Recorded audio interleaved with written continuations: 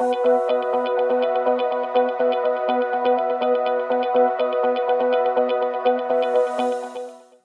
evening, everybody. I'm very happy to be here today. I know there is a lot of participants, and I'm grateful to this. I have the honor to introduce the next level financial literacy and personal finance research network, G53 for short, and this will be explained in a minute. It's a very exciting occasion because it's a new initiative in the field of financial literacy and education. And it is in the field of exploiting and encouraging and exploiting research in order to better implement financial education and improve personal well-being of people, and also the functioning of our society and maybe also of our democracy. We have an extraordinary panel today, and I have the honor to chair this panel. And I am really very happy to do this.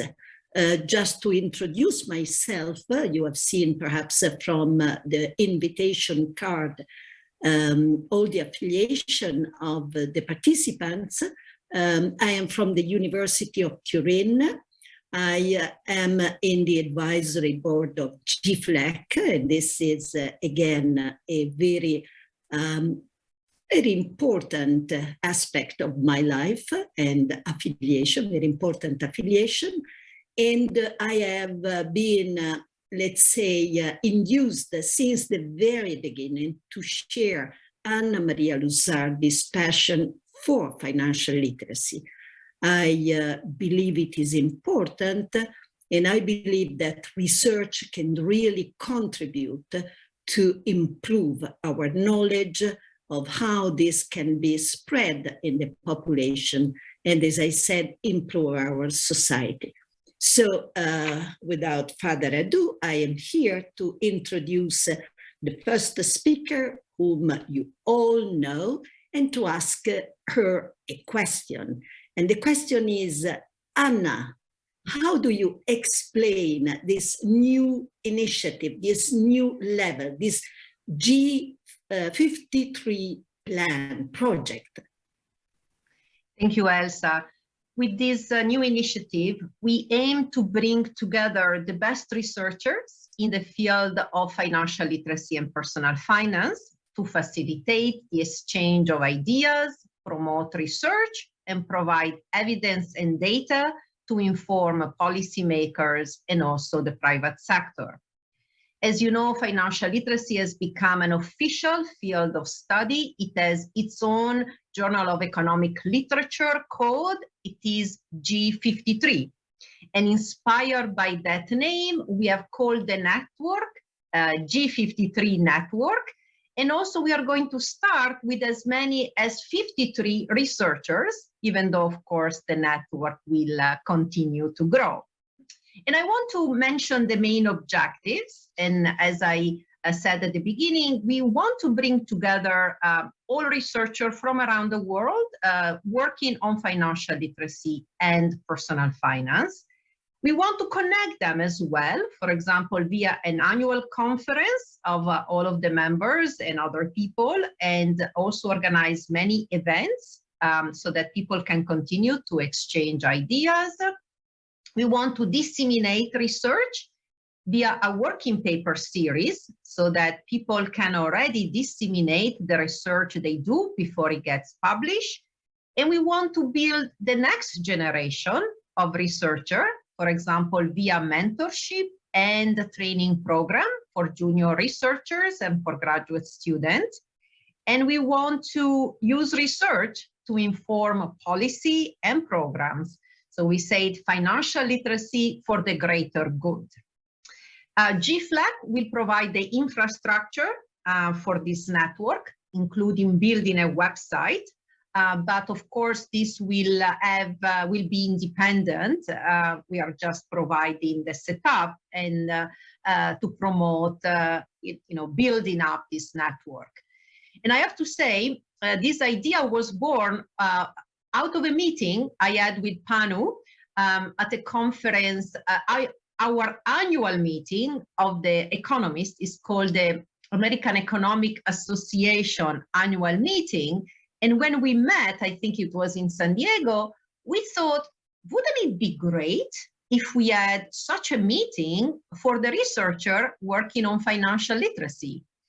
And out of that idea and that meeting, the research was born. And then now we are putting that idea into action. That is a nice story. And I think good or excellent ideas start quite often maybe in a sort of casual casual meetings, maybe having something to drink or to eat, and that is also nice. So I would like to ask Professor Kalmi from the University of Vaasa in Finland to say from his perspective what this new network will achieve. Why do we need a network? Thank you. I think the main issue is facilitating interaction. So it is very important that different kind of researchers have a possibility to meet each other on a fairly regular basis. So that is very important for research output and for the new ideas. At the moment, financial literacy as a field, it's certainly growing, as Anna told, and there is the new Journal of Economic Literature Code and so on. However, there has been a kind of scarcity of publications and conferences with the focus on financial literacy and also lack of research network. So we believe that actually this will give an opportunity also for the field to become more visible, and especially I think it's important to give support for younger researchers and put them into interaction with more established scholars and to get mentoring in that way. Thank you very much. As I see it, we maybe, I hope not to be wrong, but I think there was initially the idea, the intuition that financial literacy was an essential element of our life today in modern times. Then there was research, then there were applications and programs and public policy interventions. But since research never ends, this we can see as a never-ending progress where there is interaction, and research can be a basis for institutional program and for public policy. So I want to turn now to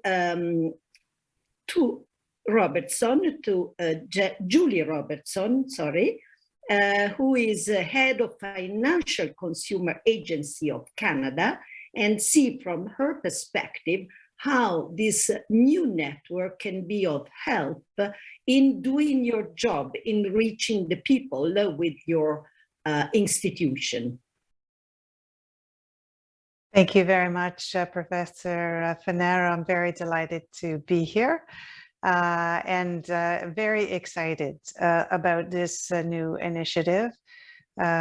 We think that research is foundational in our work, and as you have just so eloquently put it, it is never ending and needs to be feedback to help us improve as we go. So maybe just to give you a little background, my agency, we're an independent agency of the Government of Canada, and our mandate, of course, is to protect consumers of financial services. We do that in two ways. We are a regulator of market conduct of banks in Canada, so how banks interact with consumers, but we also engage in our own research and education to promote financial literacy and identify issues in the market. Informed consumers, as you know, are better protected consumers, and so we use research to try to pinpoint issues. We also use research to try to identify where we should focus our supervisory efforts. But maybe one example that I can give, which is quite recent, is that we have just launched a 5-year strategy it's our national strategy for financial literacy in this past summer. And this was the second national strategy. And so as we contemplated what to do over the next 5 years, we did rely on research and consultation to identify, what is different now, what is best for the future. Our first strategy was very much oriented to individual consumers and information. And our new strategy really is emphasizing the financial ecosystem as a whole. So really trying to set the conditions around consumers, improve the conditions around consumers, in addition, of course, to improving the knowledge and confidence of consumers. Our research shows that the contextual influence and behavior has a great impact. And in fact, we used some of the research from Professor Lusardi in our national strategy. So we found that research informing this overall framework was fundamental. In addition to that, we anticipate that research will be very important in identifying the specific interventions and actions that we and others in the other stakeholders in the ecosystem can undertake in order to advance the goals of our national strategy.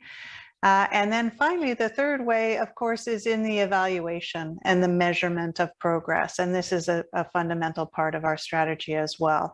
The idea is to identify what is working so that we can scale it and amplify it and learn from each other. So in all of these ways, the research network that is being formed will be incredibly beneficial to our work and is very aligned with how we are seeing the world unfold in financial literacy. Thank you very much, Commissioner Robertson. What you said is very important. I particularly liked, and I want to underline the word ecosystem, because it supports a role of to promote sustainability to financial literacy. And I have to say that yesterday here in Turin, Governor Christine Lagarde, governor of the European Central Bank, made a speech, and what she said is exactly that the central bank nowadays consider very important to have a dialogue with the people.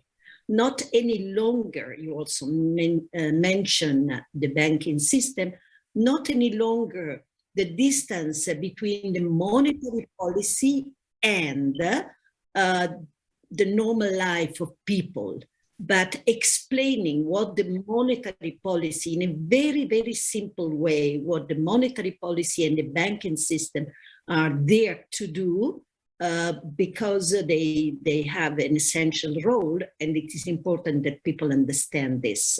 So I now move to a different institution, a very important institution, not just in Austria, but in the whole Europe, the ERSTE Foundation, and its CEO, which is Dr. Boris Marte, to whom I ask the same question: how can this research network help you in doing your job? Well, Professor Fornero, thank you very much for having me in this discussion, and Professor Lusardi, thank you for inviting me to be with you. Well, you know, that's a huge question. And, you know, I think the whole financial industry is just in midst of some crossroads, asking themselves what their identity and their impact is on people's lives. And to understand society better, to understand decisions better, to understand the social issues better, in order to be able to have your strategy right, I think research is essential. But you have to be aware that one of the biggest problems we as an industry face is that we tend to think from an inside out and not from the outside in. So we have our business concepts in place, we have our products in place, and we tend to think and to engineer our services from that angle. And if you start changing this, like thinking from more outside in, then you will question a lot of the existing habits of the financial industry. So you have to be aware of about the fact that this research, if it is targeted towards the industry, has a huge power to question existence. Not only questioning existing habits, but also, for example, delegitimizing specific ways of incentives in financial institutions, or, you know, a critical examination of business practices. So is every decision, is every product oriented towards the fact that it can improve people's lives? Or is it oriented towards the fact that I have to sell it to, you know, to build my profitability? So I know this discussion very well inside the ERSTE group, because since 2016 we did with the statement of purpose to change a rather neutral system of delivering products and services to an end which improves people's lives. What is a healthy financial life? How do we measure it? As you said before, right? How do we measure the impact we could have with the products and services we serve? The anticipation of an alternative concept is not possible. So we need this collaboration with research, but already to open up, to put the right questions on the table, to define an alternative, let's say, conception of a bank, already this needs a talent to go into conversation with society, with stakeholders, with research to get this picture clear. Already this would mean a big step for those institutions to open up. If they don't open up, if they don't professionalize language capabilities to get conversation with research, I think the whole thing will fail. But because you will have maybe an interpretation of what people need and think, but the tools and the levers you have in place don't match those expectations. So I think research in terms of getting more insight and more knowledge on society and the way people decide in their money life is existential to help the industry to do the transformation which is necessary in order that they can stay relevant for the generations to come. Right? So I think it's crucial for every step it takes, and for us as the foundation, which we are basically a shareholder of one of the biggest financial services provider in Central and Eastern Europe, we take this very serious, and this is the reason why we invested into financial literacy already since years, and we've built a financial life park on the ERSTE campus for kids and teenagers, basically in fact that they, that we educate our future customers in a way that they understand their situation, their life situation, their possibility to be a sovereign player in the economic field better. So that at the end we have an impact and an effect on the society. So yes, I deeply believe that we need this research attitude much more, much extensively, much more concrete on the transformation path the industry has to take. Thank you very much. I think I can summarize by saying that if people are more literate on finance, this helps having a more balanced relationship between customers and providers of financial services. And of course, this could also be an element to avoid possibly future financial crisis, as we have had not so long ago, with devastating consequences on the real economy also. So now we have spoken about why it is important to have this new network, the G53. But now we move from, let's say, expression of confidence that this is true, and we have a lot of arguments, to the practical things. How can we prove this, Anna, with examples that this is really true?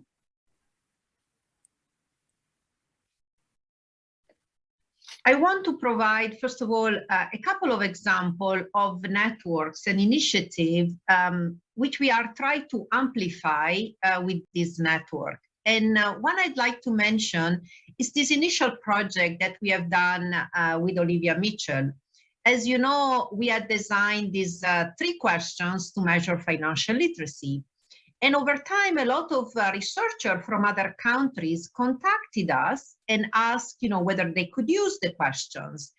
And we thought, why don't we get together and actually try to do a more coordinated project? Because, for example, if you want to compare the data across countries, you have to collect it in the similar way, and you also have to provide specific statistics, so use the same sample and so on. So we brought together a group of researchers to just do that. And in fact, I remember our first meeting was in Ravello, in the Amalfi Coast, actually around the conference that you organized, Elsa, and we all got together. Eventually, we ended up with 15 researchers in 15 different countries. And we did a project which ended up in a special issues of 2 economic journals. And it became known, we gave the title of Financial Literacy Around the World, or Flat World. And we discovered that the world is flat indeed when it comes to financial literacy, that the same statistics were really true across countries. And what I also found in doing that project is, first of all, how important it is to have a network of people that work together, that it's very important also to provide opportunities to publish. And so having 2 special issues and having the opportunity to publish on financial literacy was a good outcome. How important it was to engage young researchers to do that project, and we had several, and I want to mention 2 in particular. One was Tabea Booker-Conen, who actually just launched yesterday our own center on financial education. It is called the Mannheim Institute for Financial Education. So 10 years later, she's herself a leader in financial education. Another young researcher was Chiara Monticone, who is now the head of financial literacy at the OECD and doing some of the most important research and policy work at the international level. I myself learned enormously from that project, and I also believe it informed policy. So in my work as director of the Italian Financial Education Committee, I always cite the statistics from that project, and in fact, the statistic from the chapter you wrote, because you wrote about Italy, Elsa. And I'm happy to say that many of the papers that were created as part of that project are the most cited and most downloaded papers from the Journal of Pension Economics and Finance. So they ended up in really successful publication. And just actually, I want to finish to say that when the European Investment Institute, the European Bank Investment Institute issue a call for proposal for a financial literacy grant, we were able to put together very quickly a group of 9 countries and researchers from 9 countries to submit a grant, which we won. So, you know, there is a lot of benefits of having an organized set of research and researcher and having an infrastructure who does this well. And I think, you know, we can all benefit from that project. I certainly have benefited a lot, both in my work as an academics and now as head of the Italian Financial Education Committee in Italy, in charge of designing a national strategy for financial literacy. I always use the data to guide our work. Thank you, Anna. The paper you were so kind to mention was about the importance of financial literacy in explaining people, Italian workers, to participate in supplementary pension funds. And we saw a clear effect of financial literacy on participation. And since participation is very important because of pension reforms, what was the generosity of the public pension system, mind you, a generosity largely based on implicit debt on young and new generations, but that generosity is no longer there. So it is important that people participate. And so this is a practical effect having important consequences on people adequacy of savings for the old age, which is a very important topic. I would ask the same question to Professor Kalmi, whether he has some concrete examples that can convince us that financial literacy is really important for people's behavior. Yes, I would like to give an example which is rather similar to the one given by Commissioner Robertson previously, but this time from a researcher's point of view. So in Finland, actually, we mostly during the last year, 2020, there was a big project at the National Central Bank, Bank of Finland, headed by Dr. Annamaria, to draft the financial literacy strategy for Finland. And she actually did very thorough and groundbreaking work, contacting various stakeholders, both nationally and internationally. And an important part of her work was also that she established a group of 4 people, and I was honored to be included. And our task was to look from a researcher's perspective, some lessons and findings that could be used in drafting this financial literacy strategy. So this was actually a great experience to be able to influence on the strategy. All of us were actually also involved in a big research project that was granted by the Academy of Finland a few years ago called DigiConsumers. And this is a research project especially on young people and their financial literacy in the digitalized world. But all in all, I could say that I think an important issue here is that there is a dialogue. There is a dialogue between the research community and the stakeholders and also the policymakers.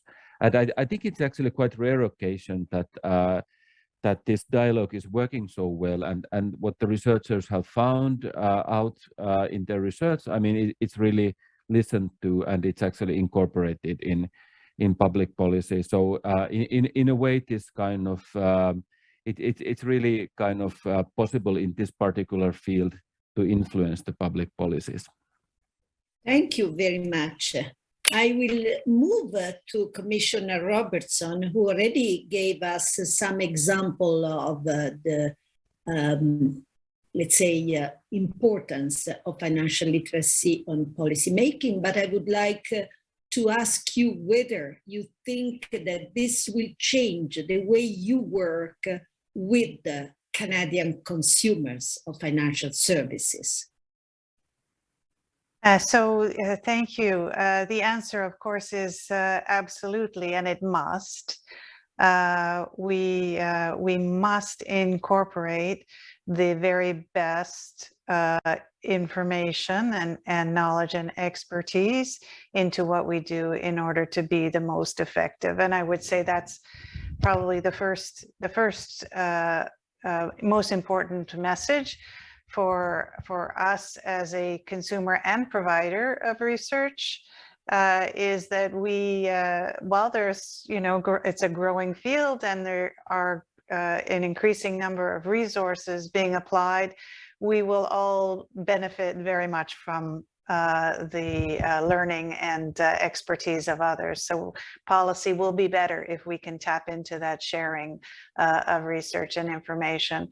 The second thing I will say is that every single time we propose something to from a policy initiative, the very first question we get is, so is anybody else doing this? What are other countries doing? And so to have an international basis, an international understanding of research and findings is terribly helpful to advance policy faster. If it's proven somewhere else, then all of a sudden you have an easier case to make.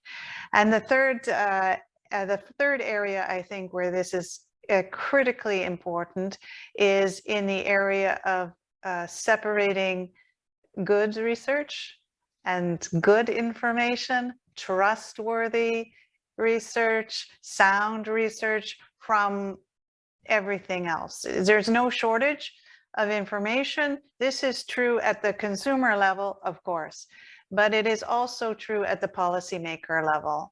And so for us to, as a community, to develop a way of differentiating what we can rely on, what we should rely on, what we should be looking to amplify, and the rest will actually help us be much more effective, both in policy, but also in our communications, so directly with consumers.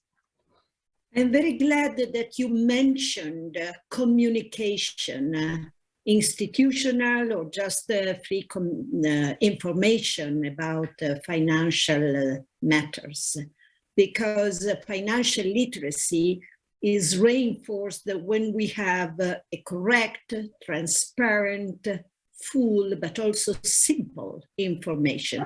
And that is a problem today because you said distinguish, but it's a very, very difficult task. And we know that we have people that do exactly this, put noisy information to create a confusion from which they may have profits or just some kind of perverse satisfaction. From your work, from your words, I also have the impression that in Canada, it must not be too difficult to convince politicians or policymakers of the importance of financial literacy. And so I think this is very important. It does not happen always, I can tell you. But now I move again to Boris Marte and ask him the same question as I have already asked the other speakers. Well, maybe I can give a short answer by looking into myself, because the question I would raise a bit is, even if you have knowledge or you're literate, informed about specific facts, do you still take the right decisions? And I know from myself, I don't. You know, so there is a connection between, you know, there is a specific connection between, yes, I know I shouldn't get drunk. Alcohol is not something really good for you. Still, from time to time, it happens. So what is the correlation between knowledge and behavior? And I think this is a great question we have to ask, because we can do research on financial literacy endlessly if we get the synapses right, where this translates into better decisions. And I just, you know, we did some research there, and what I discovered through the help of others was that actually I came across something called the Charter for Physical Health, right, which was the so-called Ottawa Charter, which was signed basically in 1986 already in Canada, Ottawa. And this has to be proven a very intelligent move at that time to promote physical health. And what they did in this chart, and I found this very interesting, first of all, they tried to identify the factors in people's lives which are relevant for a positive physical health. Very interesting, because these factors are so different. They don't have one source. They're basically captured by many sources of an individual or personal life, even the culture, right, you grow up with. And then they defined basically three steps. And I thought, because you talked about communication before, and I thought this is very interesting, because they talked about advocate, they talked about empower, and they talked about mediate. Mediate because you need bigger stakeholders, you need stakeholder groups, right, who buy into an action plan. Enable because you have to really look on how decisions are taken and how they influence people's lives. And advocate because you need communication to be able to express and what is for example, in our case, what is a financial healthy life? So, you know, I don't want to be too offensive, but I listened to Annamaria and she said, you met in Ravello, right? As I remember, which is, and in Amalfi post, I heard something like this when she mentioned it, right? But, you know, why don't the Amalfi Charter for Financial Literacy Promotion or something like this, right? So you can really help the organizations to buy into a strategy which really has an impact on the individual lives. So I think we need something like this where we have orientations, measurements, clear setups, and it could help us in the organizations to move forward in the transformations we need on national levels, but also in the private sector. Yeah. Thank you very much. I'm sure this will deserve, well, many seminars, the link between knowledge and behavior. I have 5 minutes, a bit more, questions. The first two are to Annamaria, I would say, is whether you can mention some of the initial members of the new network and how to join the research team from Guatemala. She is asking, Diana is asking this question from Guatemala. So Anna, for you, the first two questions. Yes, absolutely. And before I answer that, I just want to say we really need this Ravello statement, you know, for financial health. And I think that's a fantastic idea. And, you know, we need like some manifesto for financial literacy. So the network is at the moment composed of 2 types of people. You know, so there are fellow and research associate. And we have followed very much the scheme of the National Bureau of Economic Research, which is, you know, one of the best network for financial research that I can think about. And so the fellows are more junior researcher, while the associate are more senior researcher. And the initial selection is really based on research and publications. And I want to really echo what Commissioner Robertson has said, which is, you know, we want the best researcher, we want to make sure that, the people who participate are the people who have a proven record of doing the most rigorous research, because, we are taking all of those researchers and then have their working papers and so on. And so we hope that this is the best group to go to. And so, this is what people, in a sense, have to prove to have.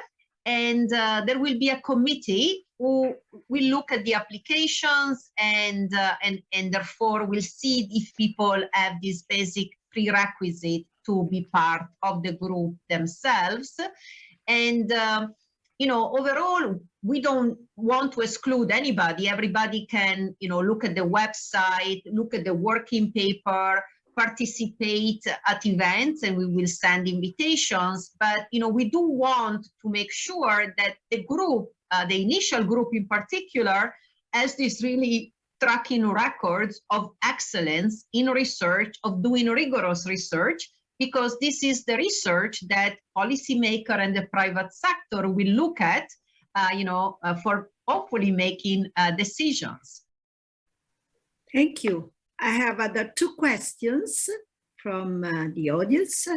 And one is how to find financial literacy education, research on financial education for young children.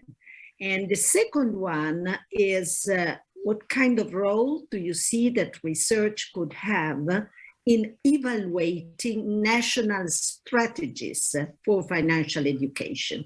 So I think maybe, Anna, you start answer, and then whoever wants to add some observations, feel free.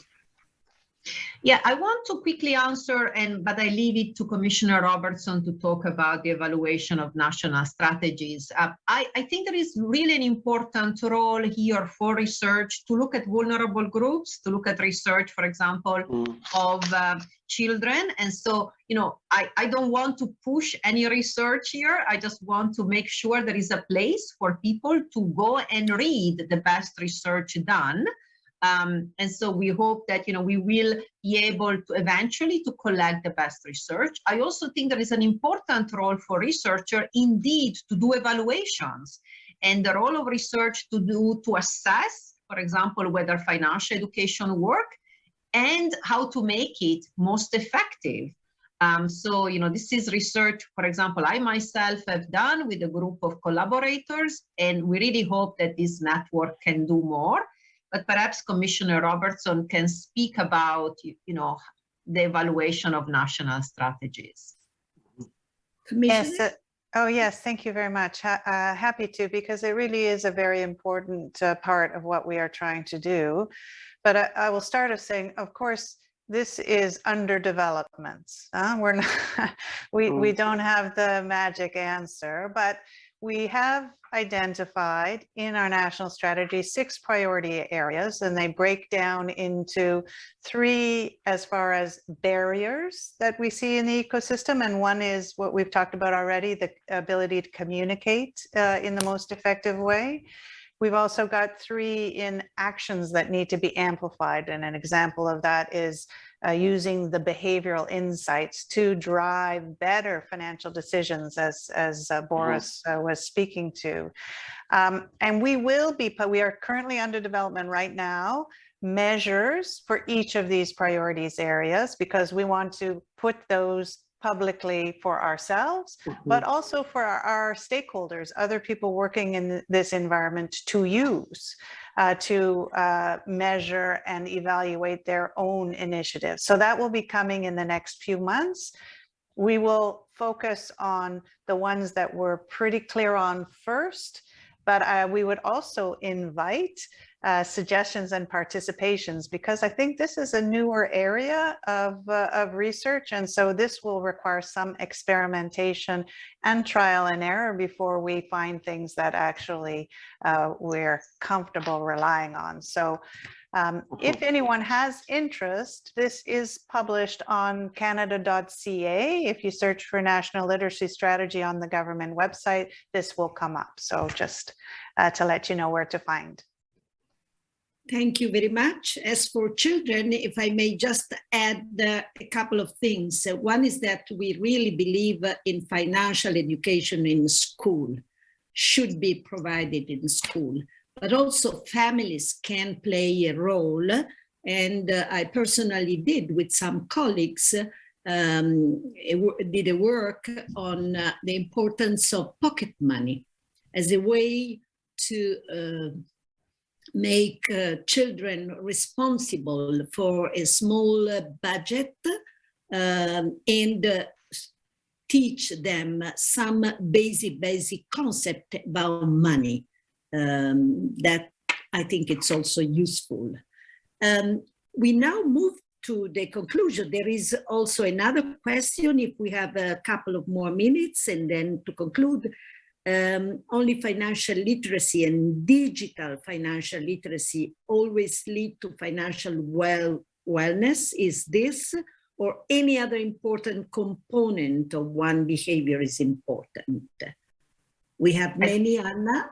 I think I'll leave this to Marte because I think he has, Boris, Marte, because I think he has already mentioned a few things, and I think that, you know, that's an important question.